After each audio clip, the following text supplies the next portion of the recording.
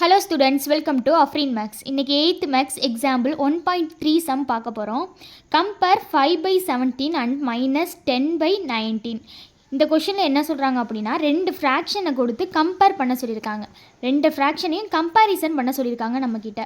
அதாவது கம்பேர்னாலே நமக்கு என்ன தெரியும், எந்த ஃப்ராக்ஷன் கிரேட்டர் தெனாக இருக்குது, எது லெஸ் தெனாக இருக்குது அப்படிங்கிறத நம்ம சொல்லணும். அதாவது greater than, less than, equal to இந்த மாதிரிலாம் சைன் போடுவோம்ல, அதை நம்ம சொல்ல சொல்லியிருக்காங்க. இப்போ சொல்யூஷன், இந்த சம் ரொம்ப சிம்பிளாக முடிஞ்சிடும். ஏன்னா இங்கே பாசிட்டிவ் நம்பர் வந்திருக்கு, இங்கே நெகட்டிவ் நம்பர், அதாவது இங்கே பாசிட்டிவ் ஃப்ராக்ஷன் வந்திருக்கு, இங்கே நெகட்டிவ் ஃப்ராக்ஷன் வந்திருக்கு. நமக்கு தெரியும் every positive number is greater than the negative number. அதாவது எவ்வளோ பெரிய நெகட்டிவ் நம்பராக இருந்தாலும் ஒரு பாசிட்டிவ் நம்பருக்கு முன்னாடி அது சின்னதாக தான் இருக்கும்.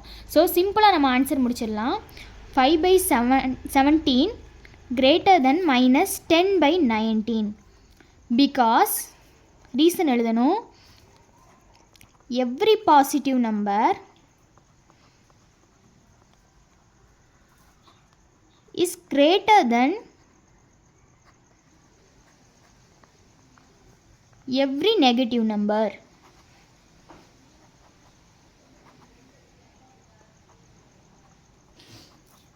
அவ்வளோதான், சம் சிம்பிளாக முடிஞ்சிருச்சு. நமக்கு ஜஸ்ட்டு ஒரு பாசிட்டிவ் நெகட்டிவ் கொடுத்தா நம்ம ஆன்சர் எழுதிட்டு இந்த ரீசன் எழுதினாலே ஃபுல் மார்க் போட்டுருவாங்க.